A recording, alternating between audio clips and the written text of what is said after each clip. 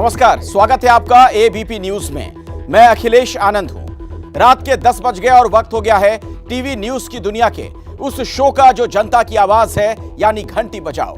घंटी बजाओ में हम सिर्फ उन्हीं मुद्दों को जगह देते हैं जिनका सीधा सरोकार हमारी बुनियादी जरूरतों और रोजमर्रा की जिंदगी से हो। सिस्टम में बैठा कोई रसूखदार शख्स हो या सरकार, हम सभी से पुरजोर तरीके से सवाल पूछते हैं ताकि आम आदमी की समस्याओं का समाधान हो। आज घंटी बजाओ की शुरुआत करें, उससे पहले जरा उत्तर प्रदेश के विगत चुनाव में कांग्रेस का नारा याद कीजिए। प्रियंका गांधी ने बहुत बुलंदी के साथ कहा था, लड़की हूं लड़ सकती हूं। मतलब महिलाओं के सशक्तिकरण पर कांग्रेस का खासा जोर था। अब जरा कांग्रेस की कथनी और करनी का फर्क देखिए। कांग्रेस शासित राजस्थान में जब एक मंत्री पुत्र पर बलात्कार के गंभीर आरोप लगे तो कांग्रेस सन्नाटे में चली गई। क्या यह नहीं होना चाहिए था कि अशोक गहलोत मंत्री पद से उस व्यक्ति को हटा देते जिसके बेटे पर बलात्कार का घिनौना इल्जाम है? इस बात की क्या गारंटी है कि मंत्री अपने बेटे को बचाने के लिए पद पर रहते हुए संविधान प्रदत्त शक्तियों का दुरुपयोग नहीं करेगा? हमारी ये पड़ताल देखिए और राजस्थान की अशोक गहलोत सरकार के खिलाफ 8422840000 पर घंटी जरूर बजाइए।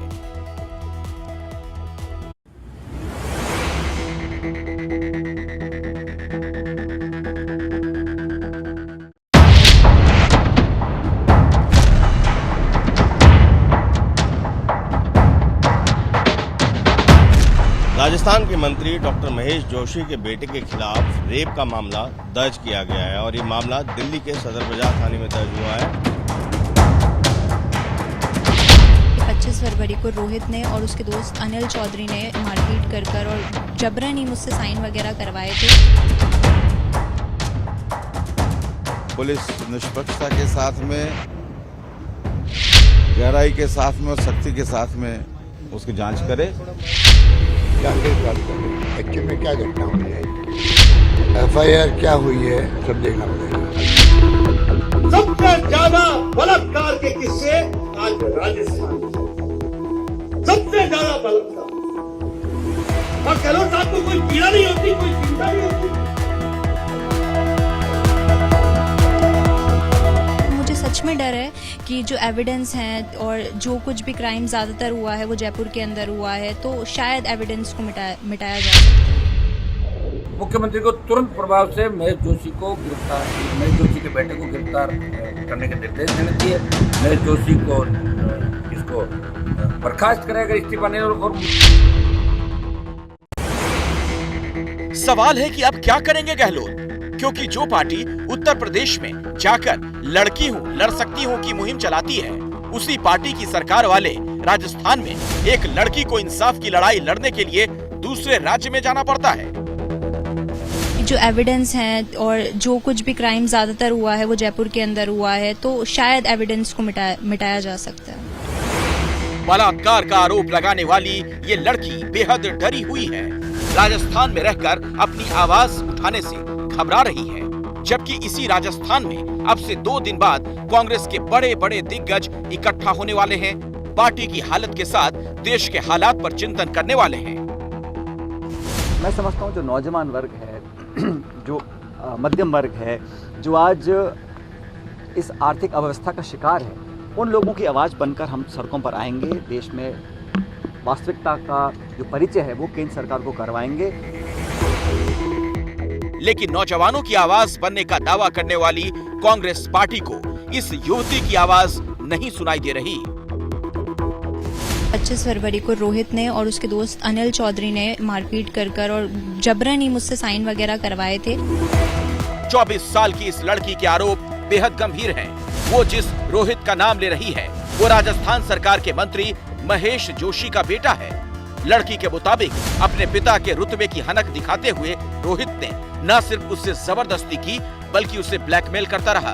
पीड़िता के मुताबिक वो फेसबुक के जरिए रोहित के संपर्क में आई थी। पिछले साल 8 जनवरी को वो राजस्थान के सवाई माधोपुर में आरोपी से मिली तो उसने उसके जूस में कुछ मिलाकर उसके साथ रेप किया। लड़की का आरोप है कि रोहित जोशी ने पीड़िता के अश्लील फोटो और वीडियो बनाए, उनके अपलोड करने का डर दिखाकर बार बार उसके साथ बलात्कार करता रहा।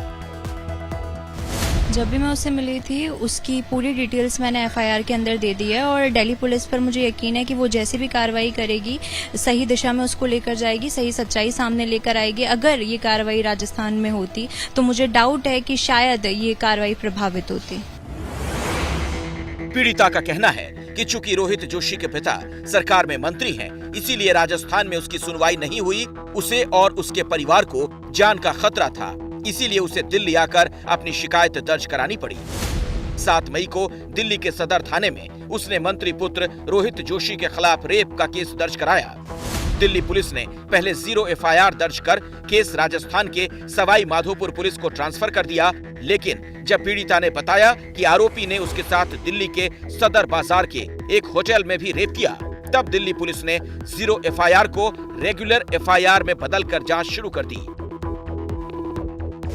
पहले यहाँ पर 8 मई को जो है 0 एफआईआर दर्ज की गई थी, जिसे सवाई माधोपुर के लिए भेज दिया गया था।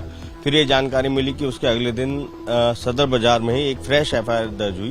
तो इसके पीछे क्या कारण है, कुछ आपकी जानकारी में? शायद उन्हें लगा होगा कि कार्रवाई प्रभावित होगी, इस वजह से उन्होंने ये सब किया। इसके अलावा मुझे कुछ नहीं पता।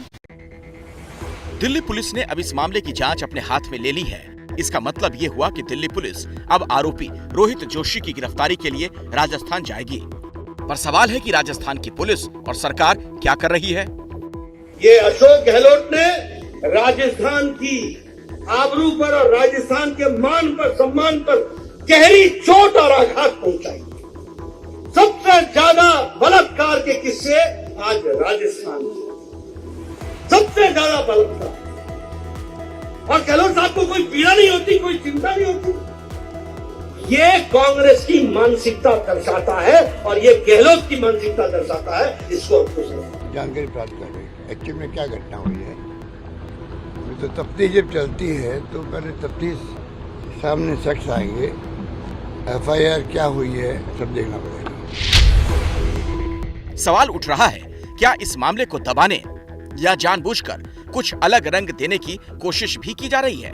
क्योंकि मंत्री के बेटे पर एफआईआर दर्ज होने के साथ ही पीड़िता का एक एफिडेविट भी सामने आया, जिसमें लिखा है कि वो अपनी मर्जी से आरोपी रोहित जोशी के साथ लिव इन में रह रही थी और उसने अपनी मर्जी से आरोपी के साथ संबंध बनाए। एबीपी न्यूज ने लड़की से इस बारे में सवाल किया तो उसने इन सभी बातों से साफ इनकार कर दिया। 25 फरवरी को रोहित ने और उसके दोस्त अनिल चौधरी ने मारपीट कर और जबरन ही मुझसे साइन वगैरह करवाए थे और वो ब्लैंक पेपर्स थे और ब्लैंक एफिडेविट उन लोगों के पास थे। मतलब कि इसमें कुछ लिखना है वो मुझे नहीं पता था। डॉक्यूमेंट्स भी, ओरिजिनल डॉक्यूमेंट्स भी मेरे पास, वो अपने पास ही रखता था और उसका भी मेरे पास एविडेंस है।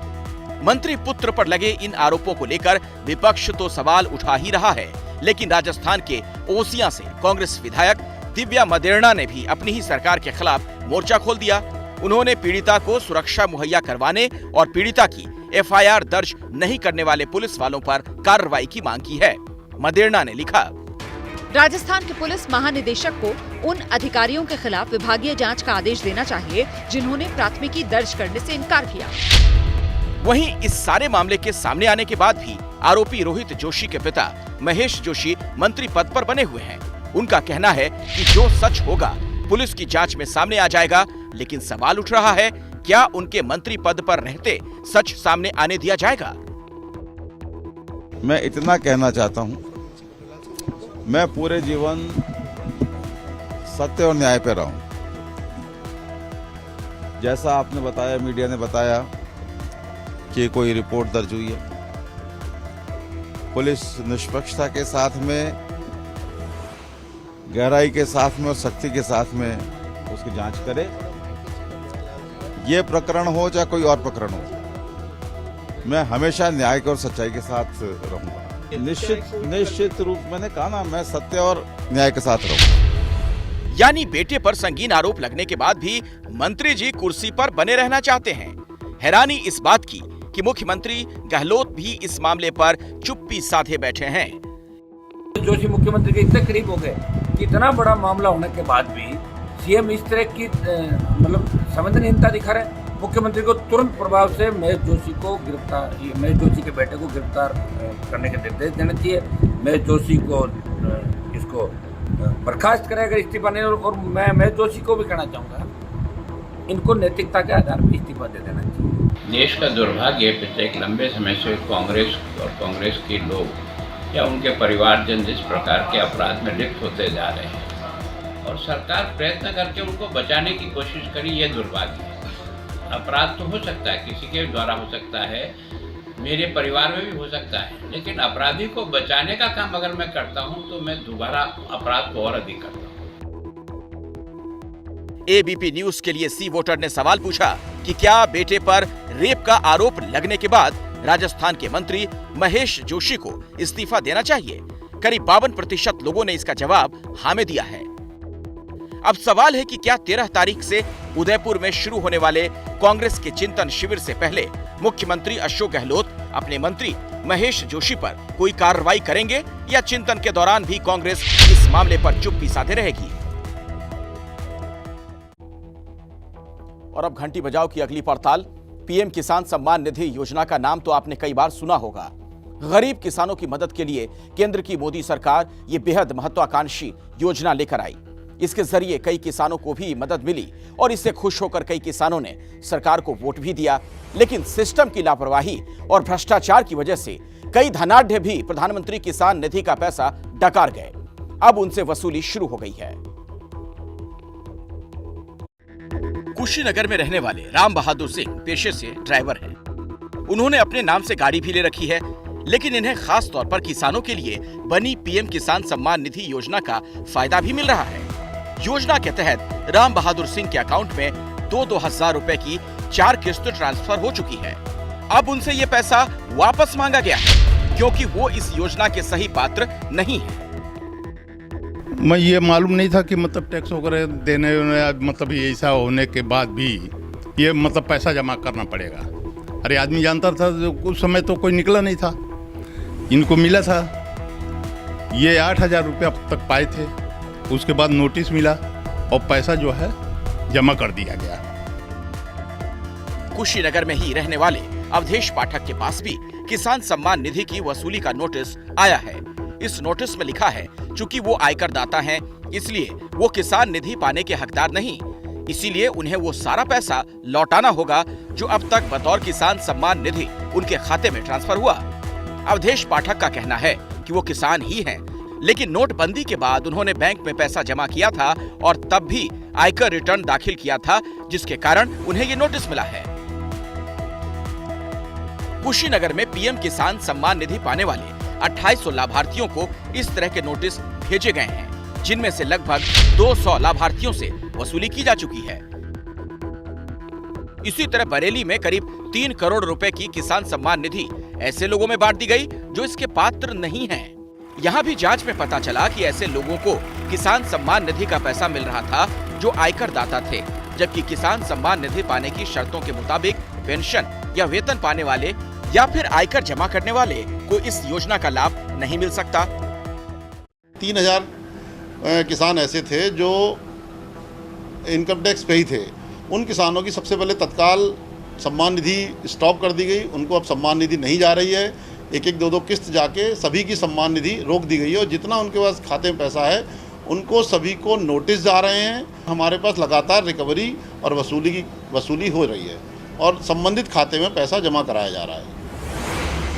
पीएम किसान सम्मान निधि योजना जरूरतमंद किसानों की मदद के लिए शुरू की गई थी, लेकिन कई बार प्रशासनिक गड़बड़ियों और भ्रष्टाचार के कारण योजना का लाभ सही लाभार्थियों तक नहीं पहुंच पा रहा था।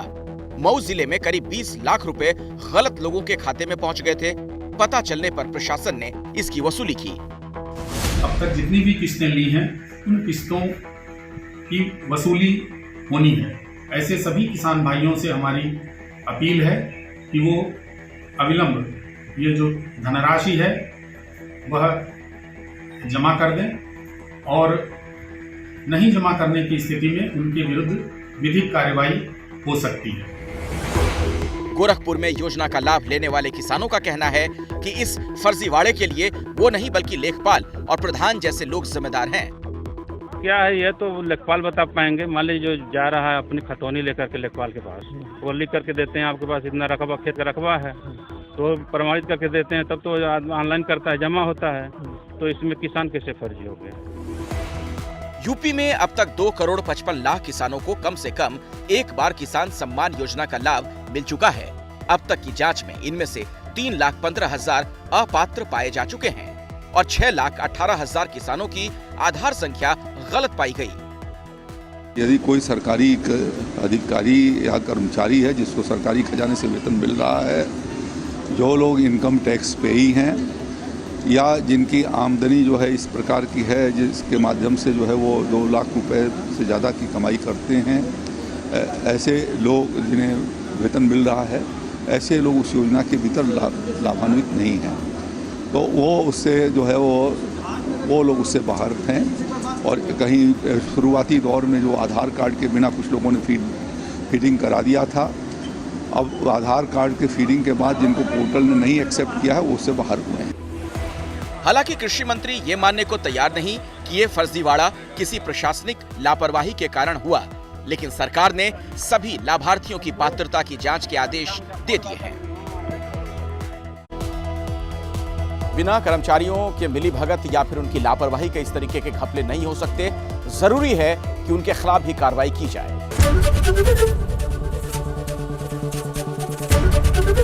एबीपी न्यूज आपको रखे आगे।